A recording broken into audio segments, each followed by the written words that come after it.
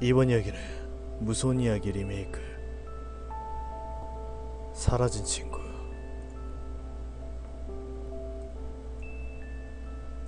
어느 여름날 친구 A가 내게 말했다. 야! 담력 시험하러 가지 않을래? 나는 딱히 할 일도 없고 재미있을 것 같았기에 가기로 했다. 방과 후 동아리 활동이 끝나고 집으로 돌아가 사복으로 갈아입은 뒤 담력 시험장으로 갔다.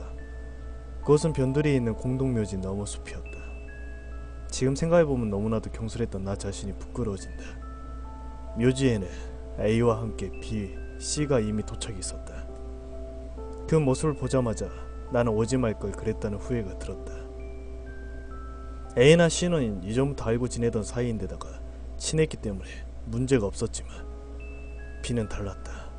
이전에 한번 크게 싸운 이후 나는 계속 B를 피하고 있었다. A와 C도 당연히 내가 B를 싫어하고 피해 다니는 것은 알고 있었다. 왜 B를 데려왔는지 몰래 A에게 문자.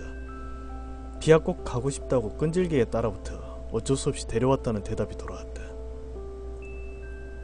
이미 와버린 것을 어찌 할 수도 없기에 나는 편하게 생각하기로 했다. 우리는 묘지를 지나 숲으로 향했다. 이미 주변은 어두워진 뒤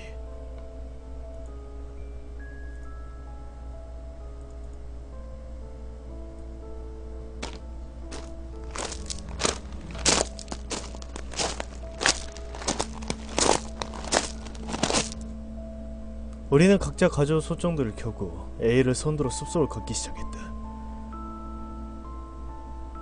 벌레들의 울음소리가 사방팔방에 끊임없이 들려온다.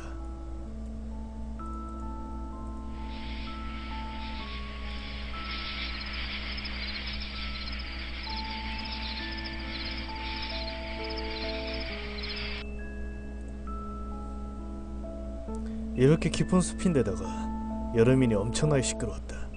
가끔씩 팔에 달라붙는 모기를 때려잡으며 우리들은 말없이 걷고 있었다. 어쩐지 기분이 나빠져서 빨리 돌아가고 싶다고 생각하고 있는데 옆에서 걷고 있던 B가 갑자기 발걸음을 멈추고 A 쪽을 바라보았다.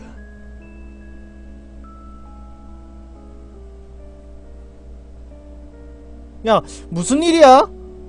A가 묻자 B는 고개를 흔들며 아무것도 아니야 라고 말할 뿐이었다. 뭐야, 놀랬잖아.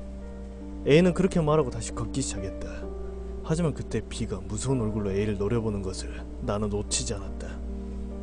A는 B와 이야기를 하며 앞에서 걸어가고 나는 C와 함께 뒤쪽에서 걷고 있었다. 그리고 어느 정도 지나 꽤 깊은 숲속까지 왔을 무렵이었다. C가 나에게 작은 소리로 말 걸었다. 야, 이 녀석 이상하지 않냐? 이상하다고? 뭐가? 저 녀석 아까 전부터 계속 입을 뻐끔거리고 있어.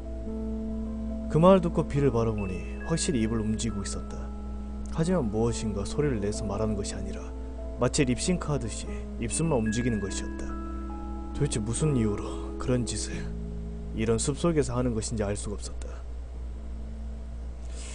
정말이네. 저 녀석 좀 이상해. 내가 말하자 C는 근처를 둘러보기 시작했다. 야! A는! 그러고 보니 A가 없었다. 조금 전까지만 해도 B와 앞에서 걷고 있었는데 먼저 가버린 것이라고 생각한 우리는 걸음을 재촉했다. 하지만 B는 어째서인지 우리를 쫓아오려고 하지 않았다. 계속 걷고는 있었지만 전혀 속도를 내려 하지 않았다. 우리는 신경 쓰지 않고 그대로 계속 걸어갔다. 한 번 더 뒤를 돌아봤을 때 이미 B의 모습이 보이지 않았다. 우리는 계속 걸었지만 A의 모습도 눈에 띄지 않았다. 나는 방금 전 A와 B가 이야기를 하고 있던 것을 생각하고 혹시 B는 A가 어디 가는지 알고 있지 않을까 싶어 B가 있는 곳으로 되돌아가기로 했다. 그렇지만 돌아가도 B의 모습이 보이지 않았다. 우린 점점 무서워지기 시작했다. 잠깐 사이에 친구 2명이 사라져버린 것이다. 어쩔 수 없이 나와 C는 숲의 출구를 향해 걷기 시작했다. 그 사이에도 주변을 손전등으로 비추며 A와 B를 찾았지만 결국 숲을 나설 때까지 두 사람은 보이지 않았다. 겨우 섬뜩한 숲을 벗어나 내심 안심이 되었지만 동시에 그 안에서 B와 A가 있다는 것을 떠올리자 소름이 끼쳤다. 나는 C와 이야기한 끝에 이대로 다시 찾으러 가도 잘 보이지 않을 테고 두 사람이 이미 집에 갔을지도 모른다는 결론을 그렇게 내린 후에 집으로 돌아갔다. 집에 돌아온 뒤 나는 A의 집에 전화를 했다. 전화를 받은 A의 부모님은 아직 A가 돌아오지 않았다는 대답을 하셨다. B의 집에 전화를 거는 것은 기분이 나빴기 때문에 C에게 부탁을 하여 대신 전화를 하도록 했다. 그리고 돌아온 대답은 B 역시 집에 돌아오지 않았다는 것이다. 그제야 나는 큰일이 났다는 것을 알아차렸다. 나는 경찰에 전화해 묘지 옆에 숲에서 담력 시험을 하다가 친구들이 사라져버렸다고 말했다. 그리고 곧이어 경찰이 출동하여 숲과 묘지 부근을 수색하기 시작했다. 그러나 경찰의 수색에도 불구하고 A와 B는 발견되지 않았다. 그리고 담력 시험 후 2개월 정도 지났을 무렵 그 숲에서 A의 시체가 발견되었다. 발견한 것은 주변에서 사는 사람으로 시체는 꽤 부패된 상태였다고 한다.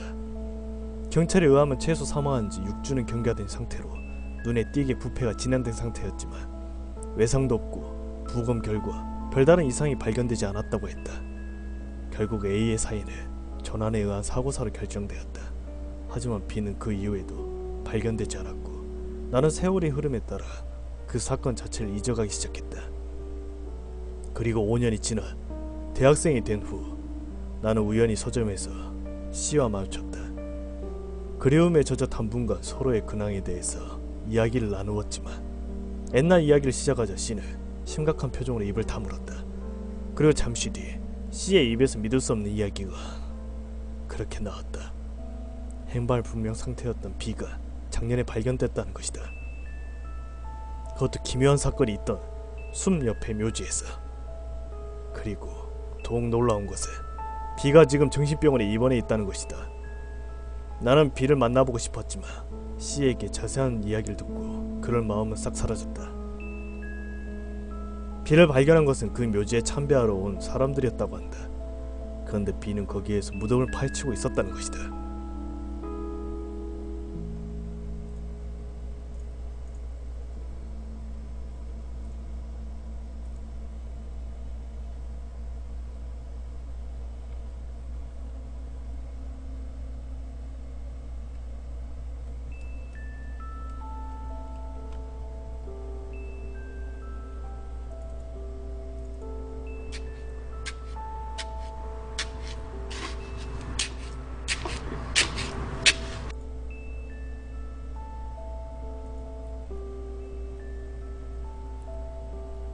사불 소리 들고 미친듯이 흙을 파며 A의 이름을 큰 소리로 계속해서 외치고 있었다고 한다.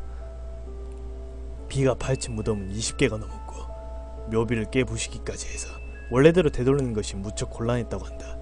하지만 그런 일이 정말로 있을 수 있을까? 몇 년 동안 행방불명이 되어 누구에게도 발견되지 않았던 사람이 갑작스럽게 그 묘지에서 나타나다니. B는 무덤을 파헤치며 나타나기 전까지 도대체 어디서 무엇을 하고 있었던 것일까? 그리고 왜 도대체 무덤을 파헤치고 있었던 것일까? 수많은 의문에 혼란스러워하는 나에게 C는 천천히 말하기 시작했다. 야, 나 말이야. 작년에 한번 B를 만나러 갔었어. 정신병원으로. 경찰은 그 사건 이후 B를 의심하고 있고 나도 혹시 그 녀석이 A를 죽인 게 아닐까 생각했어. 그래서 경찰도 B의 친구라는 말에 특별히 내가 B와 만나는 것을 허락해준 거야. 그리고 나는 B한테 물었어. 네가 A를 죽였어? 지금까지 잡히는 게 무서워서 어딘가에 숨어 있었던 거야 라고. 그리고 C는 크게 한숨을 쉬었다. 그리고 B는 이렇게 말했어. 반대야. A가 날 죽이려고 했어. 그때 숲을 나가지 않았으면 너희들도 나도 모두 A한테 살해당했을 거야 라고. 그리고 말하더니 비명과 신음소리만 내더라. 그리고 얼마 뒤 B는 정신병원에서 태어난 뒤 구숲에서 자살을 했다. 처음 그 이야기를 들었을 때는 경악을 했지만 지금은 더 이상 관련되고 싶지 않다는 생각뿐이다. 후회는 충분히 했다.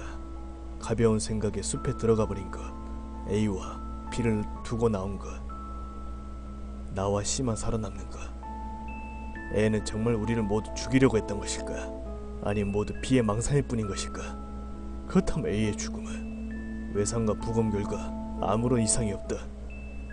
만약 다른 무엇의 저주였다면 나는 지금도 그 사건의 진실을 모른 채 그렇게 살아가고 있다.